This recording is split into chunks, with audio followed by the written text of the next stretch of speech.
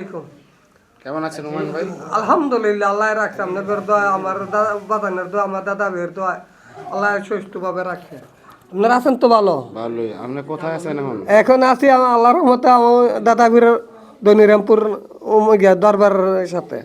দরবারে আছেন? জি, হযরত গনি মাস্টার গনিং মাস্টারের সাথে আমি এখন দাঁড়ায় আছি।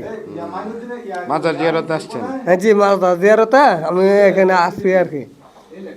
ও, কবে আসছেন? আইসি গেছে মঙ্গলবারে।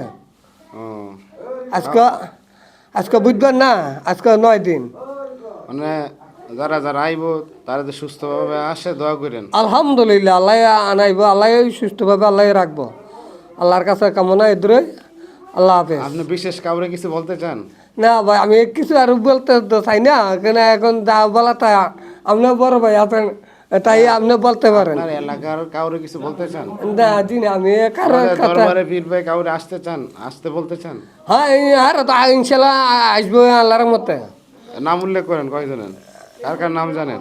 আমি জানি হানিবা 1 নম্বর, মহাসিন, হ্যাঁ এবার মুশারিফ, হ্যাঁ। এবারে ইয়ার তারা আরো 4-5 জন আইব। এনতে বহুত মানুষ আল্লাহ বাসাইলে আইব। মণিপুর থেকে? হ্যাঁ জি, ও, তো মনে হয় 10-12 না বা 10-15 দিন হইতে আজকে পারে। আইব? আজকে তো না আইলে কালকে এমবেলা আইব আর কি। বুঝছি। এমন টাইমে আইব আর কি আল্লাহ হ্যাঁ, বাসাইলে। আস্তানা নিছে? হ্যাঁ, এখানে আস্তানা আছে না ঘর। হ্যাঁ হ্যাঁ। এখানে আস্তানা তো লইছি কোথার মূলে আপনার সাথে আপনার তো আমাদের সবার জন্য দোয়া করবেন।